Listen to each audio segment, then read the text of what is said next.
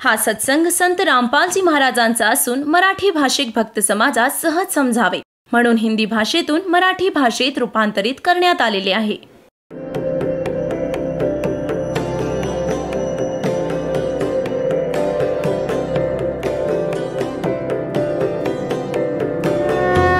और ज्ञान सब ज्ञान डी कबीर ज्ञान सो ज्ञान और जैसे घोड़ा तोब कायम करता चले मैदान. जगद्गुरु तत्वदर्शी संत रामपालजी महाराजांचे अमृत वचन सर्व पवित्र धर्मांच्या व पवित्र शास्त्रांच्या आधारावर.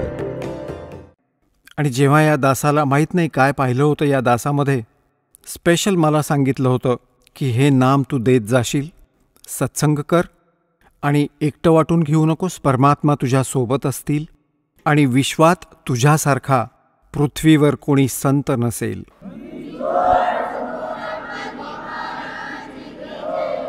त्यावेळी माझ्या पूज्य गुरुदेवजींचं वय जवळजवळ 105 वर्षांचं होतं आणि म्हणतात, साध वचन पलटे नहीं चाहे पलट जावे ब्रह्मांड. तर पुण्यात्म्यांनो, असं या आपण अनमोल ज्ञानाला सुरक्षित ठेवलं होतं. तर गरीबदास साहेबजींना म्हटलं होतं, बेटा आपण जा आणि प्रचार करा माझ्या वाणीचा आणि असं याला गुप्त ठेवा आणि स्वतः जप करा या मंत्राचा, अन्य कोणाला. ते कबीर परमात्माही हेच म्हणाले होते की एक सुयोग्य शिष्य तुला संकेत देईन त्यालाच दे. तर असा संकेत होत होत हा माझ्या पूज्य गुरुदेवजींपर्यंत पोचला, मग या दासाला प्राप्त झाला. आणि सन 1997 मार्च महिन्यात फाल्गुन शुद्ध एकादशीला परमात्म्याने या दासाला काही वेळासाठी दर्शन दिलं आणि म्हणाले की आता या सतनाम आणि सारनामाला करून टाक सार्वजनिक, वेळ आली आहे बेटा. पुण्यात्म्यांनो,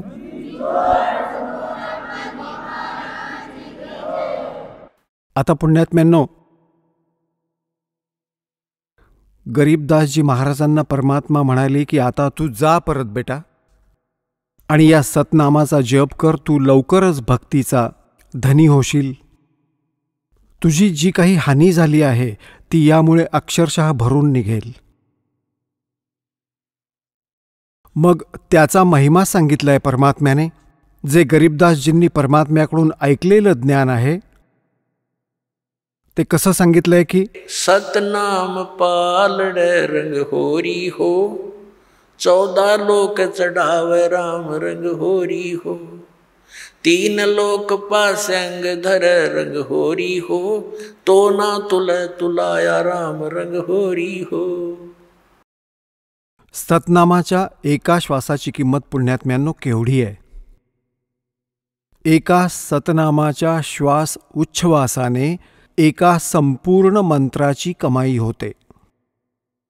जसा आपण एक मंत्र श्वासातून बाहेर सोडता, दुसरा आत घेता, हा एक संपूर्ण जप झाला सतनामाचा. काही भक्त असमंजसपणात असतात. हा एक मंत्र समजा की बस सुरू ज्याने केला अंत दुसऱ्यामध्ये झाला, बस हा एक मंत्र.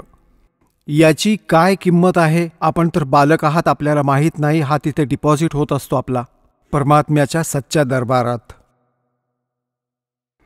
की परमात्मा कबीर साहेबजींनी सांगितलं आहे, गरीबदास साहेबजींच्या माध्यमातून हे ज्ञान दिलं आहे की एका तराजूच्या एका पारड्यात तागडीच्या बॅलन्स इंग्रजीत म्हणतात या तराजूला, एका पारड्यात म्हणतात की सतनामाच्या एका स्मरणाची किंमत ठेवा, व्हॅल्यू.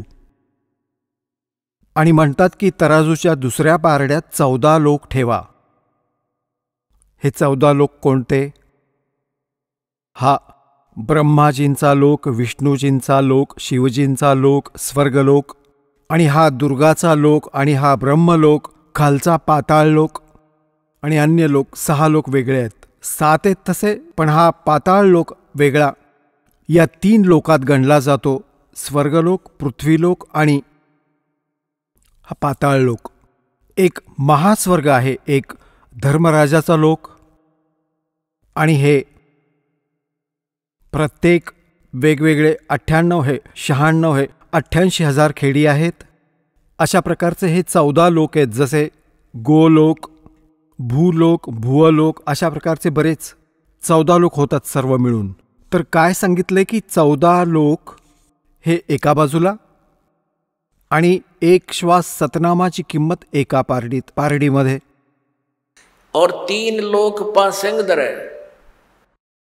ही पूर्ण पृथ्वी, पाताळ आणि स्वर्गलोक, ज्याला इंद्राचा लोक म्हणतात, या 3 लोकांची तर कशात गणनाच नाहीये. आता पासंग काय होता? पूर्वी तराजू असायचा, देशी पद्धतीचा, वाटतं अजूनही गावात असेल. आता तशीच लोखंडाची असेल, पूर्वी लाकडाची दांडी असायची. आता लोखंडी साखळ्या असतील, पूर्वी दोरी बांधलेली असायची पारड्याला. तर त्यात हाताने तोलत असत. एका दांड्याला एक दोरी बांधलेली असायची सेंटरला, तर दोन्ही बाजूला तराजू असायचा. तर आपल्या घरोघर हे काही कणिक घ्यायला यायचे व्यापारी लोक. गहू वगैरे तोलायचे, येऊन मोल करून घ्यायचे. तर त्यावेळी त्यांना प्रथम सांगितलं जायचं की लालाजी, पासंग तुझी तोलून दाखव तागडी. तो पाहायचा, एखादं पारडं वर खाली होत असेल तर त्या गव्हानेच 1 मूठ गहू उचलून दुसऱ्या पारड्यात घालून त्याचा समतोल साधायचा त्या तराजूचा. त्याला पासंग म्हणायचे की इतका पासंग आहे यात, इतकी चूक आहे यात. तर तो पासंग नीट करण्यासाठी 1 मूठ गहू तर असेच टाकायचे त्यात, ते सौद्यात नसायचे. आणि सौदा तर असा असायचा की समजा 10 क्विंटल गहू घेऊन जा, तो सौदा आहे. तर परमात्मा म्हणतात के सतनाम पालड़ रंग होरी हो, और 14 लोक चढ़ावे राम रंग होरी हो. ये 3 लोक पासंग धरे रंग होरी हो, तो ना तुलाया राम रंग होरी हो. की तरीही ते सतनामाचं पारडं जड राहील, उचलणार नाही, आणि ते 14 लोक असलेलं वर उचललं जाईल. आता पुण्यात्म्यांनो, एका श्वास उच्छ्वासाची किती किंमत. तर आपण किती भक्ती घेऊन इथं आलो होतो. आपण आजीवन करत राहू, तेव्हा जाऊन ते पूर्ण होईल. आणि पुण्यात्म्यांनो, कारण की आपण आपल्या भक्ती कमाईला इथे वेस्ट खूप करतो, यामुळे ती लवकर साठू नाही शकत. कारण की आपल्याला काळाने असं गुंतवून टाकलं आहे, इच्छा नसतानाही कुठे ना कुठे ते पंक्चर होतच आहे, होतच ते कोणत्या ना कोणत्या कारणाने. कोणी मुलाला दुखावलं तर त्याला अंतरात्म्याने काळ इथे फसवतो.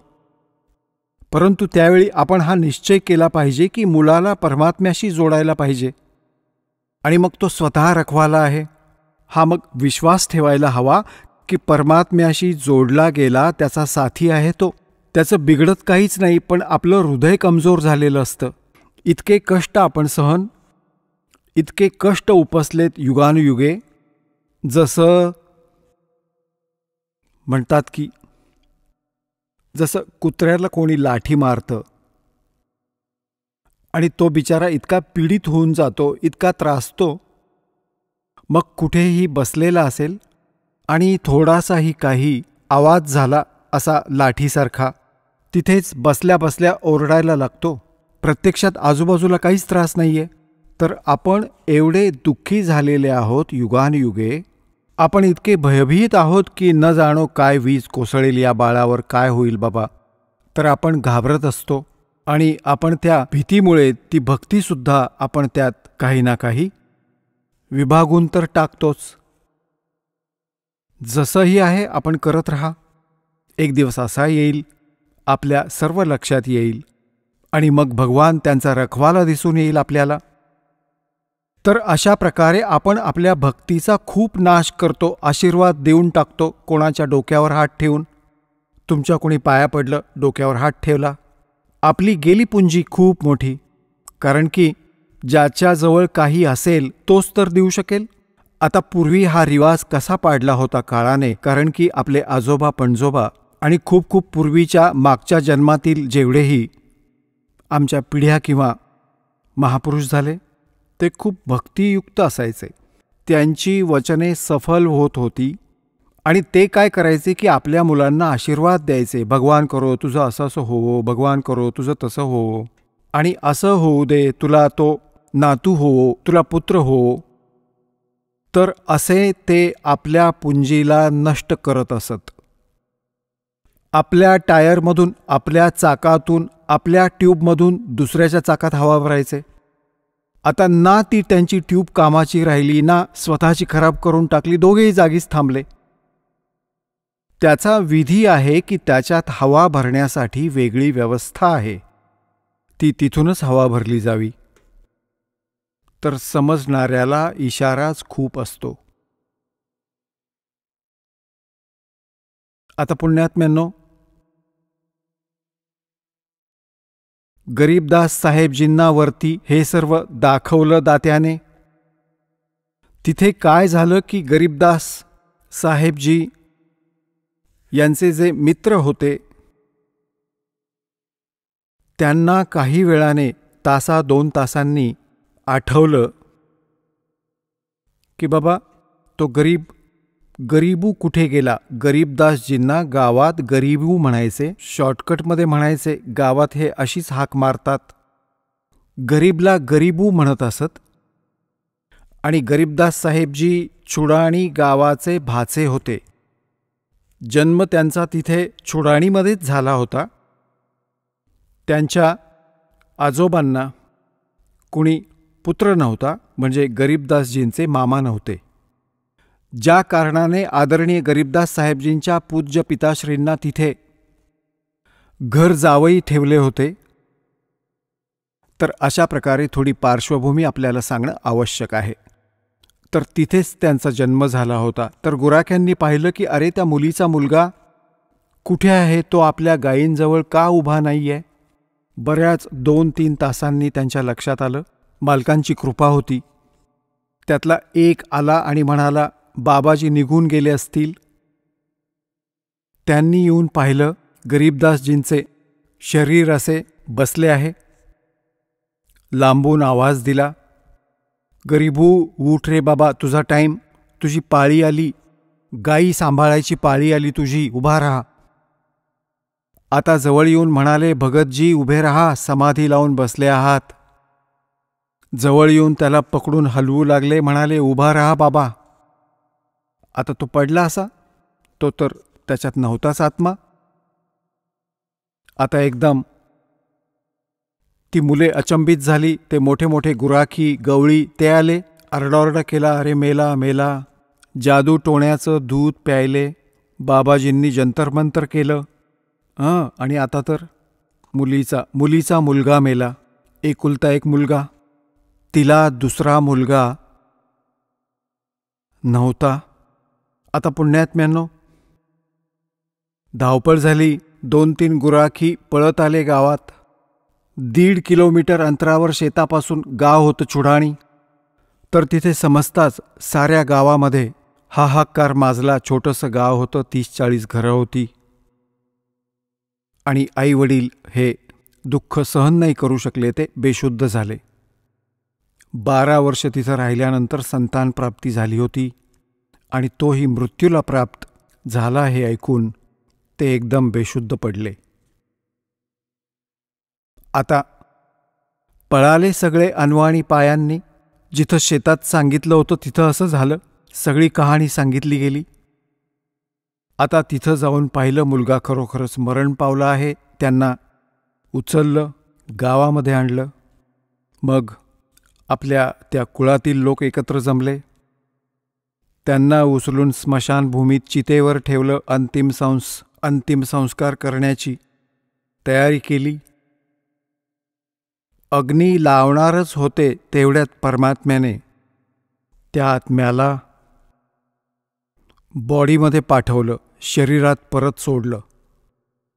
एकदम उभे राहिले गरीबदासजी. थरथरायला लागलं सगळं शरीर. असं हलून एकदम उभे राहिले आणि उठून मग जी वाणी परमात्म्याने त्यांच्या हृदयात फीड केली होती त्याच ज्ञानाला बोलू लागले. अन्य कोणतीच गोष्ट बोलत नव्हते. अनंत कोट ब्रह्मांड का एक रति नहीं भारे, सतगुरु पुरुष कबीर हैं ये कुल के सिरजनहारे। अजब नगर में ले गए हमको सतगुरु आने, जल के बिंब अगाध गति हम सूते चादर ताने। अजब नगर में ले गए हमको सतगुरु आन म्हणजे येऊन. अजब नगरात घेऊन गेले, सतलोकात घेऊन गेले. और जल के बिंब अगाध गति वो देखी रोशनी न्यारी, हम सूते चादर ताण. म्हणजे तिथे निश्चिंत होतो, तिथे दुःख कष्ट काही नाही राहिले. आता आम्हाला दृढ विश्वास झाला. आता ही वाणी बोलू लागले. धर्मराय दरबार में देई कबीर तलाक, मेरे भूले चूके हंस को तू पकड़िए मत कजाक। बोले पुरुष कबीर से धर्मराज कर जोड़े, तुमरे हंस न चंपूंगा मन 2 लाख करोड़े। कर्म ब्रह्म ब्रह्मांड के मैं पल में करहूँ नेस, जिन हमारी 2 देई सो करो हमारे पेश। आता ही वाणी बोलू लागले. गाववाले समजू नाही शकले. त्यांनी तर असा अंदाज बांधला की हा मुलगा वेडा झाला आहे. बाबाजींनी जंतर मंतरचं दूध पाजलं. कुमारी गाईचं दूध ते तर पापाचं होतं. तर असा विचार केला, घरच्यांनी असा विचार केला, काही हरकत नाही, मुलगा जिवंत तर झाला. जसाही वेडा गबाळा आहे, साधा भोळा वेडा मेंटल, पडून राहील मुलगी याला बघून, आपली जिवंत राहील, नाहीतर ही पण आजारी पडेल रडून रडून. हा विचार करून संतोष मानला की पागल तर झाला, काही हरकत नाही, आता मुलगी याच्या आधारे स्वतःचा वेळ घालवेल, असा विचार करून समाधान मानलं. 3 वर्ष झाली गरीबदास साहेबजी ना कुणाशी विशेष बोलत, ना काही काम करत, माहीत नाही कुठे निघून जायचे, आणि हे वाणी बोलू लागतात, एकटेच उभे राहून बोलू लागतात, आणि हे वर बघत राहतात की काय सतलोक. आता कसं मन लागणार या घाण लोकात, पण आदेश भगवानाचा झाला. अशी 3 वर्ष निघून गेली. 13 वर्षांचं आयुष्य गरीबदास साहेबजींचं झालं. एक दिवस एक दादूपंथी महात्मा, जे एक वाणिया जातीतील होते, वैश्य जातकुळीतला होता, आणि तो दादू पंथामध्ये संत झाला होता. तिथून दीक्षा घेतलेला होता. मुलंबाळं असणारा होता. वय अंदाजे 60 वर्ष होतं. आणि घर त्यागून तो वैराग्यातच फिरायचा. आता पुण्यात्म्यांनो, त्याचं नाव होतं गोपाळदास. आता थोडंसं इथे हे की प्रसंग हा चालू आहे की काय विधी आहे परमात्मा प्राप्तीचा, आणि कोणते ते जप आहेत जे भगवंत प्राप्तीचे मंत्र आहेत, कोणकोणत्या महापुरुषांना ते मंत्र प्राप्त झालेत. तर आदरणीय दादूसाहेबजी यांची पण थोडीशी इथे ती कथा ऐकवतो, अमरकथा. आदरणीय दादूसाहेबजी यांचा एका तेल्याच्या घरी जन्म होता, आणि हे जेव्हा 7 वर्ष वयाचे होते, बाहेर खेळत होते मुलांमध्ये, परमात्मा असेच जिंदा महात्म्याच्या रूपात कबीर साहेब यांना येऊन भेटले, आणि यांनाही असंच ज्ञान दिलं. परमात्म्याने ज्ञान ऐकवलं. अजूनही काही मुलं बसली होती. त्यांनी तर काय केलं ते हे गरीब कबीर परमेश्वरांनी काय केलं की आपल्या ओंजळीत एक लोट्याने पाणी घेतलं, एक घोट तोंडात, आणि पानाची पानं होती तिथे, पानाची छोटी छोटी लहान लहान पिंपळासारखी, त्या पानाच्या पानावर ते पाणी असं चूळ भरून टाकलं. चूळ टाकली आणि म्हणाले, बाळा, नाम घे तू दादू, आणि हे जल प्यावे लागेल. तो म्हणाला, आणा महाराज. असे करून पिऊन टाकले पडदिशी. आता म्हणतात ते, मल अखाड़ा जीतेंगे ये युगन युगन के माल. लख भर सूरा जूझ ही लख भर सामत दे. लख भर यती जहान में तब सतगुरु शरणाले. गोता मारू स्वर्ग में जा बैठूं पाताल. कह कबीर ढूंढता फिरूं अपने हीरे मोती लाल. अन्य जी मुलं होती ती सगळी उठून पळाली. ह्याने तर उष्ट पाणी प्यायलं कुणाचं, याच्या जातीचा पत्ता नाही असा हा, असे ते गावात पळून आले. आणि तिकडून त्या आत्म्याला घेऊन परमात्मा सचखंड सतलोकात गेले. तो मुलगा अचेतन झाला, डेड नाही झाली बॉडी. आणि आत्मा परमात्मा बरोबर घेऊन गेले ते, जसे गरीबदास साहेबजींना वर घेऊन गेले होते. हे गरीबदास साहेबजींच्या बरेच आधी झाले होते, जवळजवळ 200 वर्षांपूर्वी, शेकडो वर्षांपूर्वी, 100-1 वर्षांपूर्वी. तर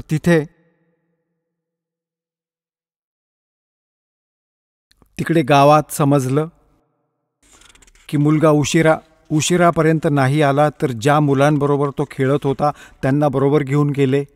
की कुठे आहे तो, कुठे सोडून आला त्याला, जिथे खेळत होता तो बाबाजींजवळ. याने त्यांचं उष्ट पाणी प्यायलं.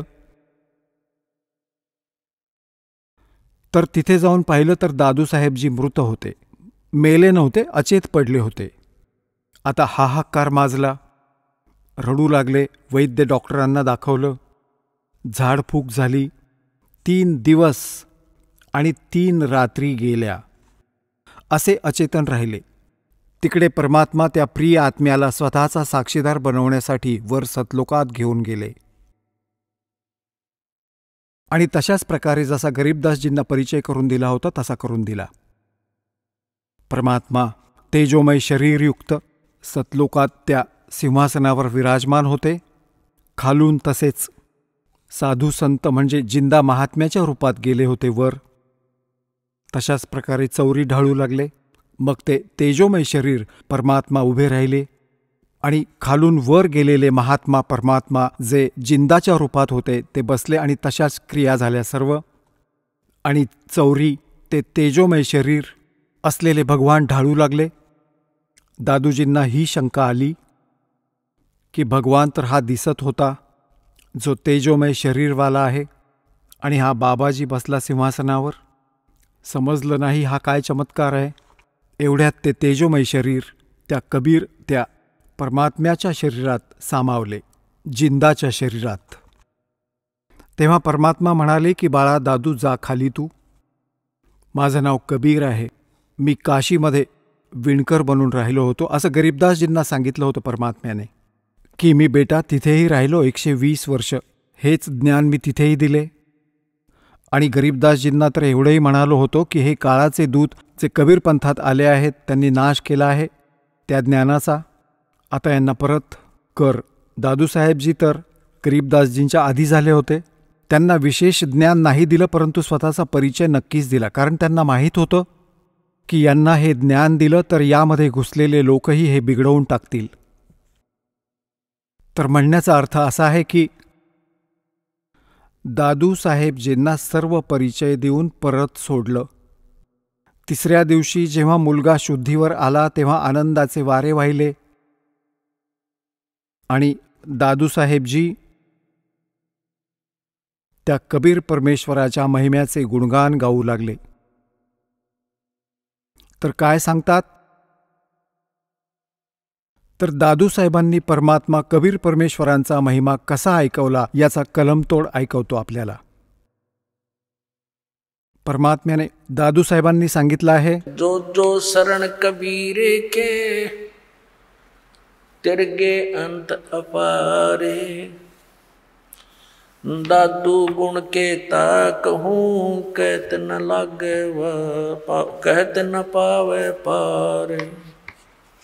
जो जो शरण कबीर के वो तिरगे अंत अपारे. दादू गुण की ता कहूँ कहत न आवे पार. कबीर करता आप है दूजा नहीं कोई, दादू पूर्ण जगत को भक्ति दृढ़ावत सोय। आता दादूसाहेबजी म्हणतात कि जो जो शरण कबीर की और पार हो गए अनंत, आणि म्हणतात की त्या परमात्म्याचं गुणगान मी या मुखाने काय महिमा सांगू, काय गुण गाऊ त्या महात्मा परमात्म्याचे। कबीर करता आप है दूजा ना कोई, दादू पूर्ण जगत को भक्ति दृढ़ावत सोय। पूर्ण जगाला यथार्थ ज्ञान तोच परमात्मा स्वतः येऊन देतो, दृढ करतो। यो ठेका पूरा होवे जब सब कोई तजे शरीर। ठेका म्हणजे जे कॉन्ट्रॅक्ट, ॲग्रीमेंट जे आपल्या शरीराचे झालेले आहे, एवढा वेळ आपला निर्धारित आहे। म्हणतात की हे जेव्हा पूर्ण होईल तेव्हा सर्वांना शरीर त्यागावं लागेल। परंतु कबीर साहेबजी म्हणतात परमेश्वरजी आए हैं सो जाएंगे राजा रंग फकीर, एक सिंहासन चढ़ के जा एक बंधे जात जीर। तर इथे दादूसाहेबजीही त्याचंच समर्थन करत आहेत। ठेका पूरा होवे जब सब कोई तजे शरीर, दादू काल गंजे नहीं जपे जो नाम कबीर। दादूसाहेबजी म्हणतात की काळ त्यांच्या जवळ येऊ शकत नाही जो कबीर परमात्म्याच्या सतनामाचा जप करतो। आदमी की आयु घटे तब यम घेरे आए, सुमरण किया कबीरे का दादू लिया बचाए। आता परमात्म्याने सारे यमाचे दूत दाखवले सर्व, आणि खूप काही लीला दाखवल्या स्वतःच्या, की दादूसाहेबांना एकटं सोडलं रस्त्यात। यमाचे दूत चहूबाजूंनी आले की बाबा कोण आले हे, आम्ही घ्यायलाही गेलो नाही आणि आता मेलो, आपल्याला रागावतील, पकडा याला पकडा, हे कसे आहेत, कोण आहेत। तर त्यावेळी दादूसाहेबांनी परमात्म्याचं स्मरण केलं। त्याचवेळी कबीर साहेब प्रकट झाले, म्हणाले बेटा कुठे राहिला होतास तू मागे। तो दृश्य बघू लागला तर एकदम पळाले ते दूत की एकमेकांच्या वर पडले, इतक्या लांब वेगाने तर खूप पळाले होते। तर हे परमात्मा म्हणाले की बेटा जेव्हा भक्तिहीन प्राणी शरीर सोडून जातो तेव्हा त्यांना यमाचे दूत घेरतात, आणि जसं तू माझं स्मरण केलं तसं या नामाचा जप जर अजून कोणी केला ना, भक्त तर करेलच, कारण तो आधीपासूनच प्रॅक्टिस करत असतो, आणि त्याच्याच मुखातून मग हे परमात्म्याचं नाव निघेल, तर मग यमाचे दूत जवळ नाही येऊ शकत। तेच मग आपल्या अनुभवांना दादूसाहेबजी सांगत आहेत। आदमी की आयु घटे तब यम घेरे आए, सुमरण किया कबीर का दादू लिया बचाए। मेट दिया अपराध सब, सर्व पापे माफ केली मज दासाची, दादूसाहेबजी म्हणत आहेत। मेट दिया अपराध सब आए मिले छनमाही, दादू संग ले चले वो कबीर चरण की छाही। सेवक देव निज चरण का दादू अपना जाने, बरंगी सत कबीर ने कीन्या आप समाने। आता काय सांगत आहेत दादूसाहेबजी की माझे सगळे अवगुण माफ केले भगवानाने, आणि एका सेकंदाच्या आत माझ्याजवळ उपलब्ध झाले, आणि आपल्या सोबत घेऊन निघाले मालक मला, आणि म्हणतात की हे दाता मला आपल्या चरणांचा, आपल्या चरणधुळीचा दास समजा। सेवक देव निज चरणाचा, म्हणजे हे देव, हे भगवान, हा सेवक आपल्या चरणांचा नोकर आहे, धूळ आहे, नित्य सेवक आहे, आणि याला आपला जाण हे दाता। और बरंगी सत कबीर ने कर लिया आप समान, की जसा एक भुंगा कीटक असतो, गूं गूं करणारा भुंगा असतो जो किडे उचलून आणतो, आणि त्याला आपले स्वर ऐकून ऐकून स्वतःसारखेच आवाज काढणारा बनवून टाकतो, तसे परमात्म्याने हे ज्ञान दिले आणि परमात्म्याचे गुण गाणारा झाला तोही, तर पुण्यात्म्यांनो हीच स्थिती आपली आणि दासाची झाली आहे. जेव्हापासून हे ज्ञान ग्रहण झालं, हे ज्ञान लक्षात आलं, तेव्हापासून आपणही भुंगा झालोय. न जाणे सर्वांना सांगतो, कोणाकोणाला सांगू, आणि भुंग्यापेक्षा यापेक्षा अजूनही भुंगा झालो. आपणही सर्व भगवंताची मुले ज्ञानाशी परिचित झालात, तुम्हीही हे बोलू लागलात. दादू अंतर्गत सदा छन छन सुमरण ध्याने, वारो नाम कबीर पर पल पल मेरे प्राण. सुन सुन साख कबीर की यो काल नवावे माथे, धन धन हो तीनों लोक में दादू जोड़े हाथे. सुन सुन साख कबीर की. कबीर साहेबांचा महिमा, साख म्हणजे महिमा. त्यांच्यासारखा तुझा महिमा तर नाही, म्हणजे तुझे गुण तर नाही आहेत, तर साख. आणि दुसरे हे साखी, म्हणजे साखीच्या माध्यमातून त्यांचे गुणगान जे ऐकले जाते. काळसुद्धा म्हणतात कोमेजून जातो, खाली मान घालतो, की तो तर समर्थ शक्ती आहे. और धन धन तीनों लोक में दादू जोड़ा थे. केरी नाम कबीर का ये विषम काल गजराजे, दादू भजन प्रताप ते ये भाग्य सुनत आवाजे. आता पुण्यात्म्यांनो, कशी तुलना केली आहे दादूसाहेबजींनी, की इथे हा काळ समजा एक हत्ती आहे. हत्ती इतर प्राण्यांपेक्षा खूप तगडा आणि त्याचं खूप सुंदर एक शरीर.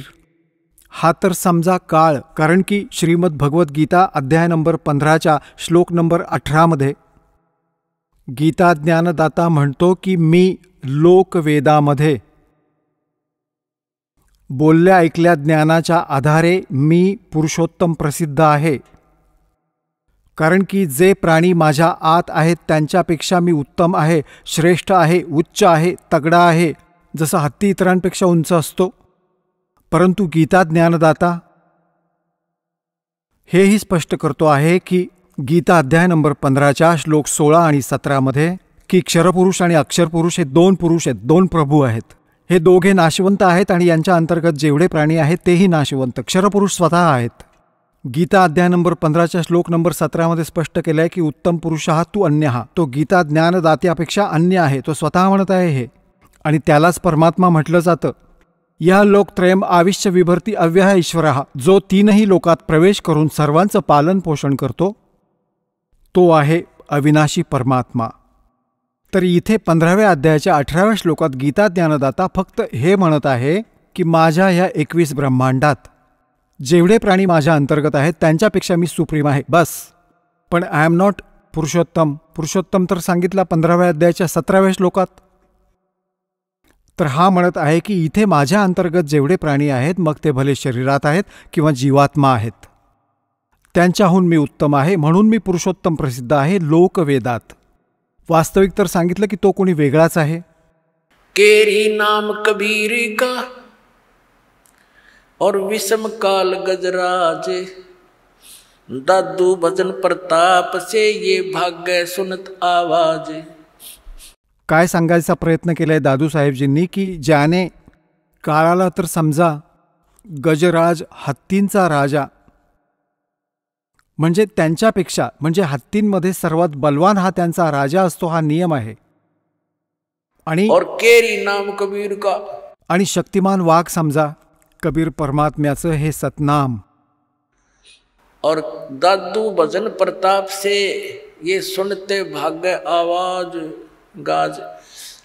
जसं हत्ती कुठे जंगलात असेल आणि वाघाने डरकाळी फोडली आणि तो जवळून ऐकू येत असेल की आवाज जवळून येत आहे, हत्ती लीद टाकतो आणि पळून जातो, सोडून त्या स्थानाला दूर पळून जायचा प्रयत्न करतो. तर काय सांगतायत, काय सांगू इच्छित आहेत दादूसाहेबजींनी की हा काळ देखील कुणी लहान सहान प्राणी नाहीये, कुणी लहान शक्ती नाहीये. 10,000 बाहूंचा मालक आहे हा, 1000 बाहूंचा, 1000 कलांचा. आणि ब्रह्मा विष्णू महेशजी याचे पुत्र आहेत, ते केवळ 16 कलांचे आणि 4 बाहूंचे आहेत. परंतु त्या परमात्म्यासमोर जो असंख्य बाहूंचा, असंख्य कलांचा, असंख्य शक्तीचा मालक आहे, त्याच्या समोर हा असा पळतो जसा वाघाची डरकाळी ऐकून हत्ती लीद करून पळतो. केरी नाम कबीर का विखम काल गजराज, दादू भजन प्रताप ते भाग्य सुनत आवाज. पल एक नाम कबीर का दादू मन चितलाए, हाथी के असवार को स्वान काल नहीं खावे.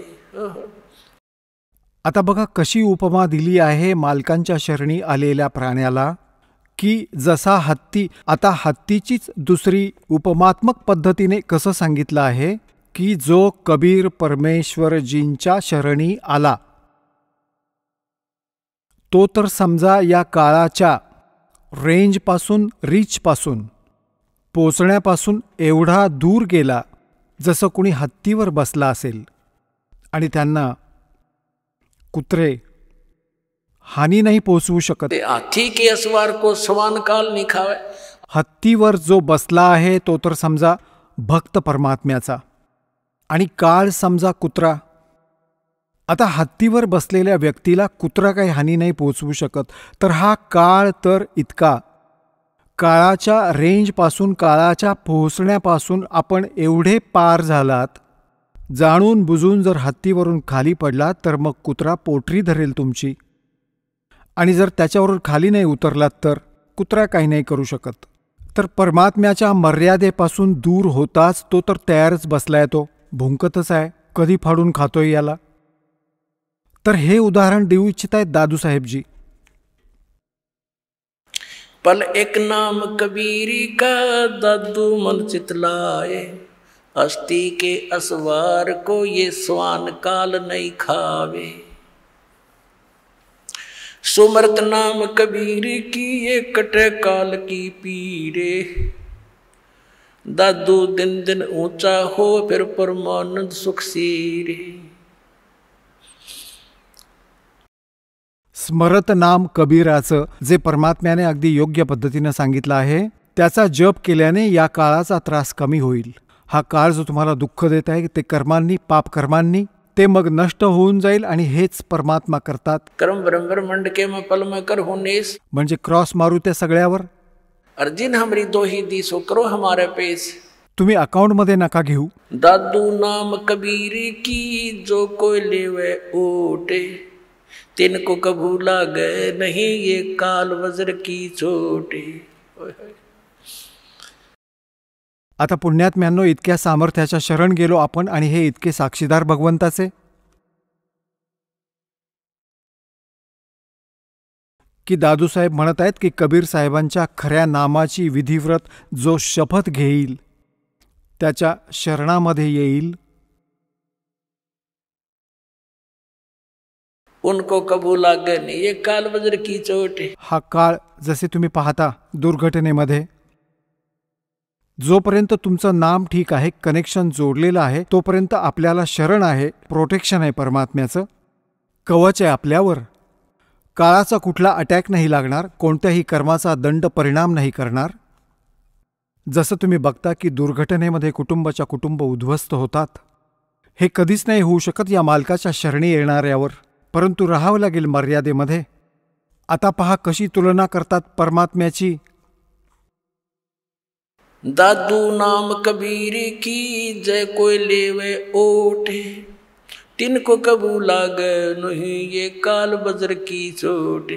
हे काळाचे वज्र, हा परमाणू, हे मिसाईल ही निष्क्रिय होऊन जाईल, हे तर जे वरून सोडतो तो. मग म्हणतात और संत सब कूपे हैं ये कहते जरीता नीर, दादू अगम अपार है दरिया सत्य कबीर. दादूसाहेब कशी उत्तम तुलना करतात. बाकी सर्व संत विहीर आहेत, जसे लहान सहान कोणी संत आहेत ज्या देवतांना तुम्ही पूजता, हे तर असं समजा की कोणा विहिरीचं पाणी आहे, कुठल्या झऱ्याचं पाणी, कोणी लहान सहान झरा काही क्षेत्रात काम करत आहे. और दादू अगम अपार है ये दरिया सत कबीर. समुद्र, परमात्मा तर समुद्र आहे समजा, आणि समुद्रातही उत्तम पाण्याचा समुद्र जो कधी, ज्याचं पाणी संपतच नाही,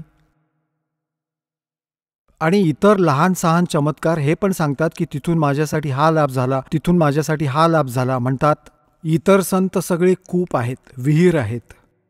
ते फक्त पिण्यासाठीच पाणी देऊ शकतात, शेतीसाठी काही उपयोग नाही. पाण्यानेच काम चालते.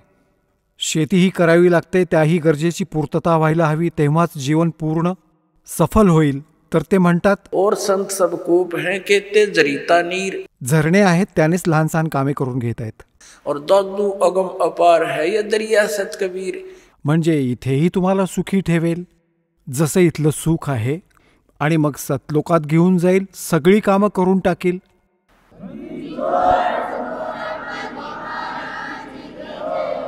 अब ही तेरी सब मिटे ये जन्म मरण की पीरे.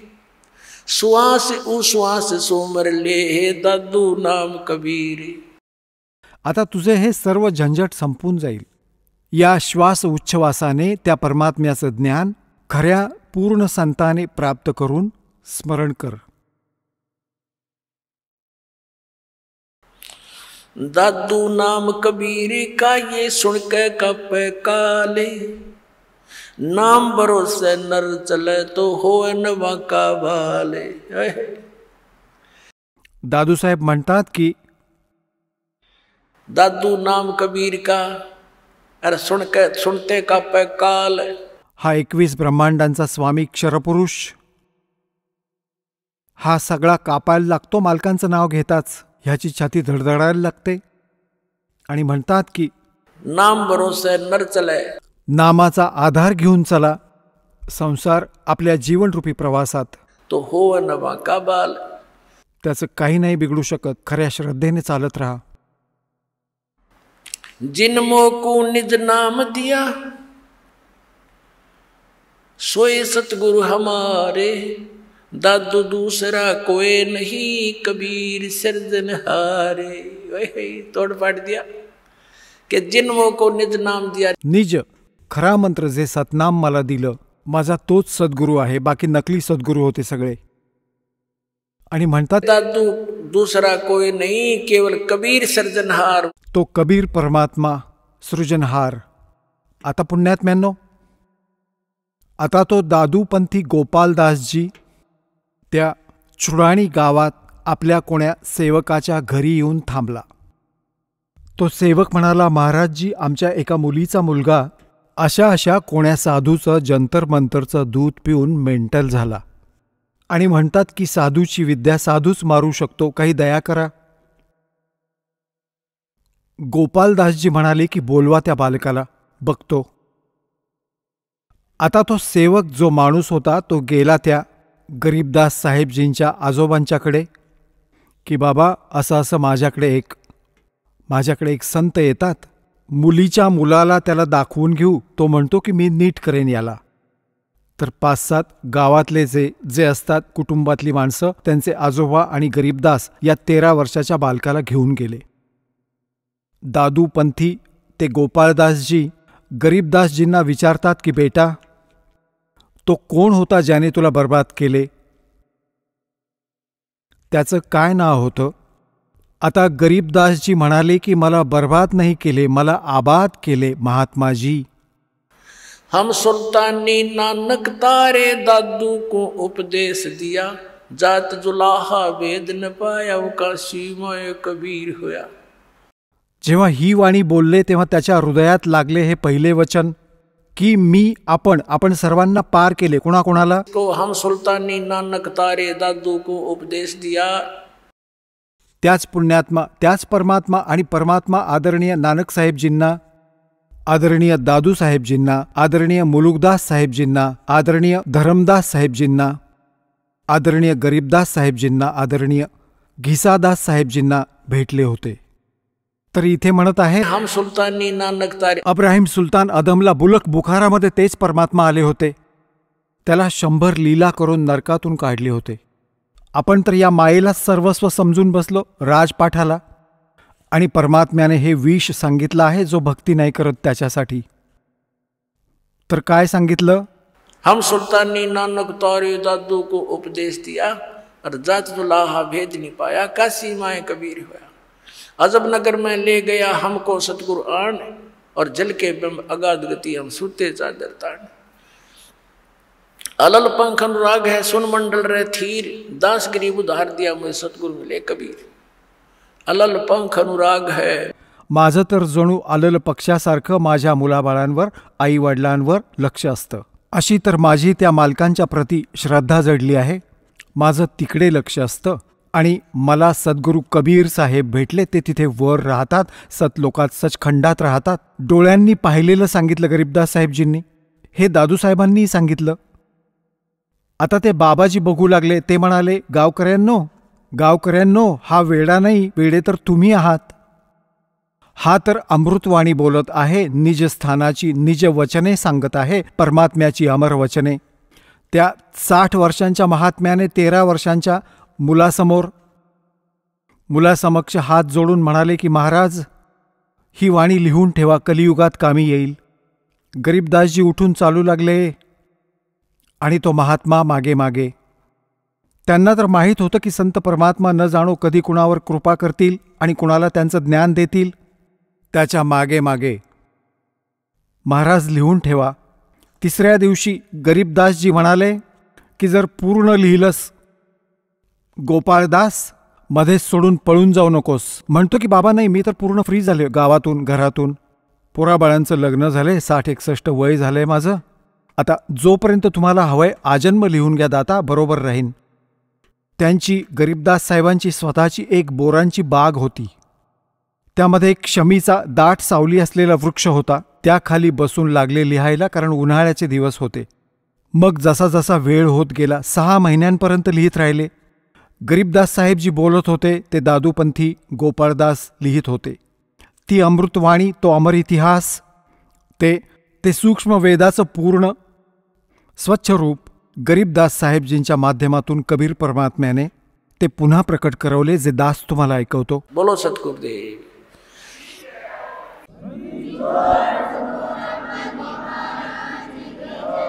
चला आता आपण त्या श्रद्धाळूंचे अनुभव जाणून घेऊया, ज्यांनी जगद्गुरु तत्वदर्शी संत रामपालजी महाराजांकडून नामदीक्षा प्राप्त केलेली आहे, तसेच त्यांच्याद्वारे सांगितलेल्या भक्ती मार्गावर चालत आहेत। नमस्कार सतसाहेब। आपलं नाव? शोभा दीपक गायकवाड। आपण कुठून आलात? सोलापूरवरून, मारडी गाव। आपला व्यवसाय काय आहे? काय नाही, मोलमजुरी करून शेतात लोकांचे खत। संत रामपालजी महाराजांची गुरुदीक्षा आपण कधी घेतली? 2018ला।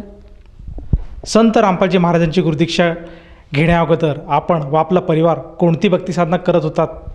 ही पारंपरिक पहिल्यापासून चालत आलेली ती भक्ती करत होतो। देवी देवताची, शंकराची, देवीची नारळ फोडणे, शंकराची भक्ती करणे, पांडुरंगाला जाणे, भजन कीर्तन करणे, पोथी पुराण वाचणे, शिवलेलं अमृत वाचायचं आणि हरिपाठ वाचायचं आणि नवनाथ ग्रंथ वाचायचं, दिवे भगवद्गीता, हे सर्व पोथी पुराण जे होते ना ते सर्व आम्ही करत होतो।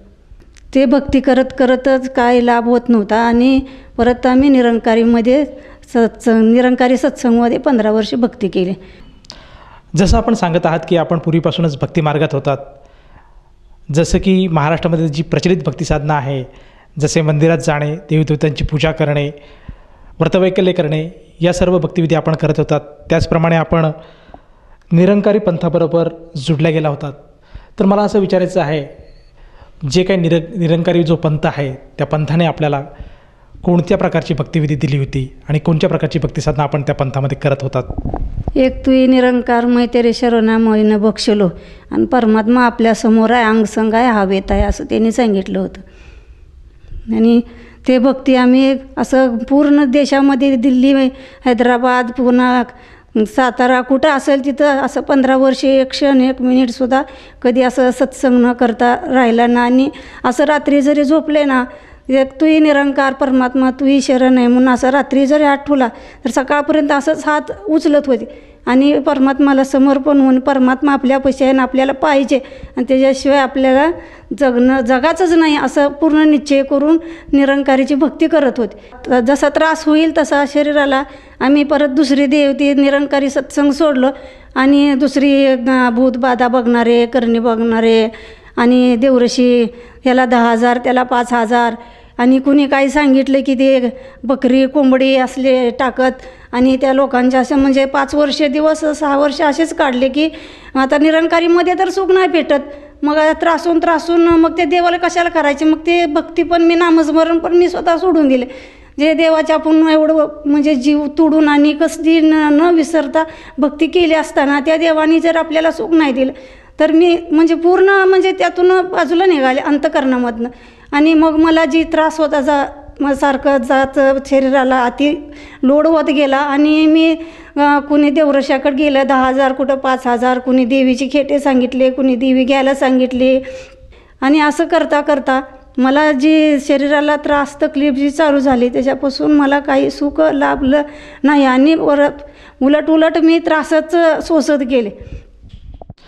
जसं आपण सांगत आहात की जेव्हा आपण निरंकारी पंथाबरोबर जोडल्या गेला होतात आणि त्यांनी जी भक्तिमार्ग आपल्याला सांगितला त्या भक्तिमार्गात आपण जी भक्तिसाधना करत होतात त्यातनं आपल्याला कुठल्याही प्रकारचा लाभ प्राप्त झाला नाही, उलट आपल्याला कष्टच मिळत होते.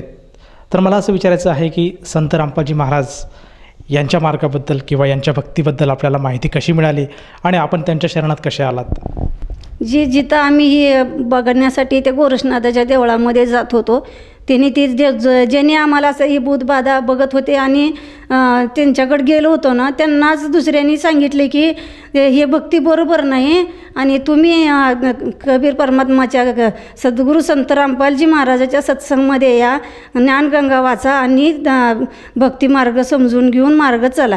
मग त्यांनी पहिला गेले आणि त्यांना माझा असाही त्रास असा म्हणजे बघवला जात नव्हता त्यांनी स्वतः बी बघत असताना. मग त्यांनी मला हा मार्ग दाखवला आणि मला या परमात्माच्या सद्गुरू संत रामपालजी महाराजाचा ती परमार्थ मार्ग त्यांनी दाखवला आणि मी या मार्गामध्ये परमात्माची नामदीक्षा घेतली. जसं आपण सांगत आहात की आपल्याला जो पूर्वीचा त्रास होता त्या त्रासामुळे आपण त्या त्रासापासून मुक्त होण्यासाठी वेगवेगळ्या साधू संतांकडे जात होतात, भगत मंडळीकडे जात होतात. जो काही पाहणारा मंडळी असतो, जे काही भगत आज महाराष्ट्रामध्ये आहेत, जे बोकडे कापून किंवा अन्य काही विधी करून त्यापासून मुक्तता करण्यासाठी प्रयत्न करतात, त्यांच्याकडे आपण जात होतात. परंतु त्या भक्ताने स्वतः संत रामपालजी महाराजांचं ज्ञान ऐकलं आणि त्यातनं त्याला कळालं की संत रामपालजी महाराज हेच खरं ज्ञान देतात आणि त्यांच्या भक्तिविधीमुळेच आपल्याला लाभ होऊ शकतो. आणि त्यांनी तुम्हाला सांगितलं की तुम्हीसुद्धा संत रामपालजी महाराजांची दीक्षा घ्यावी.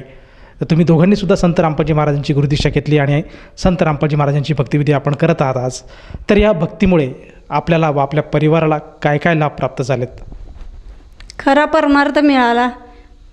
पहिला लाभ खरा परमार्थ, मोक्षाचा मार्ग, आपल्याला खरा बाप सतलोकला घेऊन जाणारा भेटला आणि आत्मतृप्ती पहिला करून घेतली झाली मला आणि म्हणजे शांतता आत्म्याला मिळाली. आणि परत परमात्मा जी माझी बाधा होती, परमात्माने सद्गुरू संत रामपालजी महाराजांनी भक्तिविधी जी दिली मंत्र, त्याच्यातून माझ्या शरीरातून जी बाधा मला त्रासदायक होती, मला जी यातना होत होत्या, ते आपोआप अशा नाहीशा होऊन गेल्या. ते मला कळालं पण नाही आणि मी त्या संकटमुक्तातून सद्गुरू संत रामपालजी महाराजांनी मला जे संकट यातनादायक होतं ना त्याच्यापासून मी आज सुखी आहे आणि मला कसली झोप नव्हती आणि अन्न मी आता आहे की नाही सतत मला जीव जावं आणि जगून असं हर क्षण हर मिनिट वाटत होतं. तर आज मी सद्गुरू रामपालजी महाराजाच्या शरणात आल्यामुळं आणि त्यांची भक्तिविधी स्वीकारून त्यांच्या मार्गाला चालल्यामुळं तर मी आज जीवनामध्ये सुखी आहे. आणि मला जे संकट माझे होते ते सद्गुरू संत रामपालजी महाराज मला संकटमुक्त करून मला जीवन जगण्याचा आणि मोक्षाचा मार्ग दाखवून मला सतलोकला घेऊन जाणार आणि मी परमात्मापाशी जाणार ही मला पूर्ण खात्री आहे. आणि मी पूर्ण निष्ठेने माझ्या परमात्म्याला समर्पण होऊन भक्ती करून मला माझ्या आत्म्याला तृप्तता मिळून मी सुखी जीवन जगत आहे. जसं आपण सांगत आहात की संत रामपालजी महाराजांच्या सद्भक्तीमुळे गुरुमंत्रामुळे आपल्याला जे कष्ट होते ते कष्ट पूर्णपणे दूर झालेत आणि आपण आज सुखी समाधानी आयुष्य जगत आहात. तर मला असं विचारायचं आहे, हा तर आपल्याला एक शारीरिक लाभ झालाच, या व्यतिरिक्त आपल्याला आणखीन काही लाभ प्राप्त झालेत का? माझा मुलगा 1-2 वर्ष नोकरी शोधत होता आणि कसली जरी नोकरी आली तर त्याला ते नोकरीवर घेत नव्हते आणि नोकरी लागत नव्हती. असं म्हणजे आम्ही बेघर झालो होतो की मी सद्गुरू संत रामपालजी महाराजांना शरण जाऊन प्रार्थना केली, परमात्मा हे मुलाला जर एवढं आयुष्यामध्ये नाही जर काम लागलं तर मग आम्ही काय खायचं, म्हणून असं प्रार्थना केली पूर्ण मनापासून परमात्माने. तर परमात्माने मला येऊन स्वप्नामध्ये सांगितले की परमात्मा तुझ्या लेकराचं मी व्यवस्थित असं करतो म्हणले की माझ्या लेकराला मुलाला नोकरी लागली आणि आम्ही त्यातून आज सुखी जीवन जगतो आहे. आमची आई मी सत्संग आरती परमात्माच्या घरात करत होते, तर करत असताना तिने फक्त ऐकत होती, नामदीक्षा नाही घेतली होती. तरी तिला पॅरालिसिसचे झटके 4 आले एका दिवसामध्ये आणि त्यातून ती एकदम नॉर्मल आणि व्यवस्थित होऊन सुखरूप होऊन कसलाही रिपोर्ट न म्हणजे असं काय नाहीच असं म्हणून समजा MRI सर्व सुखरूप येऊन आज माझी आई त्याच्यापासून सुखी आहे.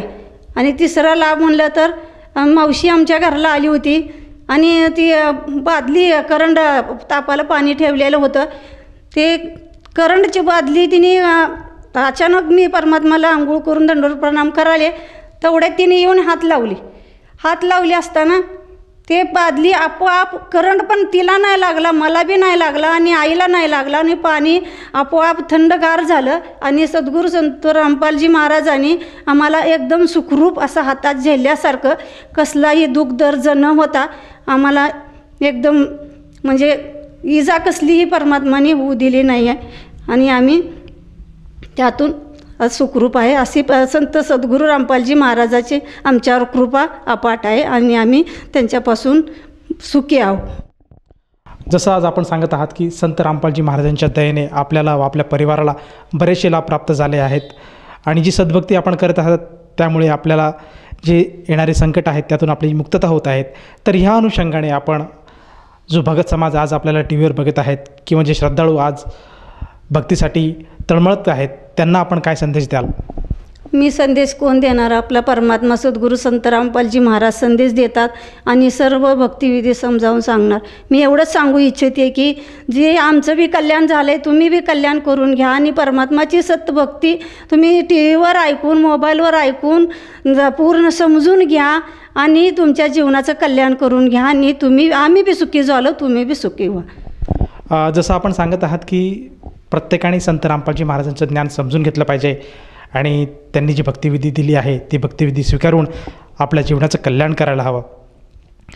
तर ह्या अनुषंगाने जर एखाद्या साधकाला वाटलं की आपण सुद्धा संत रामपालजी महाराजांची नामदीक्षा घ्यावी तर तो साधक किंवा ती व्यक्ती नामदीक्षा कशी घेऊ शकेल?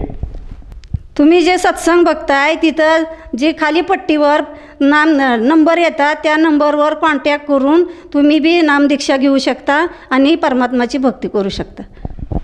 जसं आपण सांगत आहात की जो आज आपल्या टी व्हीवर जो सत्संगाचा कार्यक्रम चालू आहे तो कार्यक्रम चालू असताना जे आपल्या टी व्हीच्या स्क्रीनवर जे नंबर फ्लॅश होत आहेत त्या नंबरपैकी कुठल्याही एखाद्या मोबाईलवर आपण जर संपर्क साधला तर आपल्याला आपल्या जवळच्या नामदान केंद्राची माहिती मिळेल आणि तेथे जाऊन आपण नामदीक्षा घेऊ शकेल. तर मला असं विचारायचं आहे की जर ती व्यक्ती त्या नामदान केंद्रावर गेली आणि त्यांनी नामदान घेण्याची इच्छा जाहीर केली तर त्या व्यक्तीला त्या नामदीक्षेसाठी किती पैसे मोजावे लागतात? निःशुल्क नामदीक्षा आहे आणि ते आपण भक्तीसाठी जे आरतीचं पुस्तक आणि परमात्माचा फोटो आणि कार्ड हे समजा फ्रीमध्ये भेटते आणि परमात्मा आपल्याला नामदीक्षा देऊन सुखरूप आपल्याला जीवनाचा आपला मोक्षाचा मार्ग आपल्याला समजून सांगते. धन्यवाद. सत्साहेब.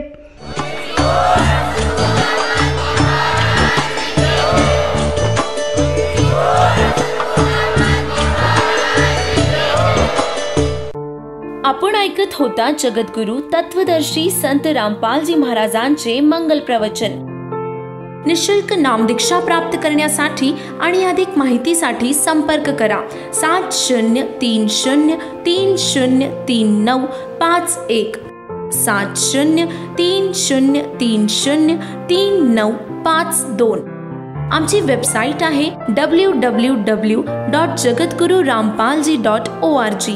सर्व पवित्र धर्मांच्या पवित्र शास्त्रांवर आधारित प्रमाणित अनमोल पुस्तक ज्ञानगंगा किंवा जगण्याचा मार्ग यापैकी कोणतेही एक पुस्तक निःशुल्क मागविण्यासाठी आम्हाला आपले पूर्ण नाव, पूर्ण पत्ता, पिनकोड सहित आणि फोन नंबर लिहून 7030303951 7030303952 या नंबरावर SMS करू शकता किंवा आम्हाला 7030303950 या नंबरावर WhatsApp देखील करू शकता.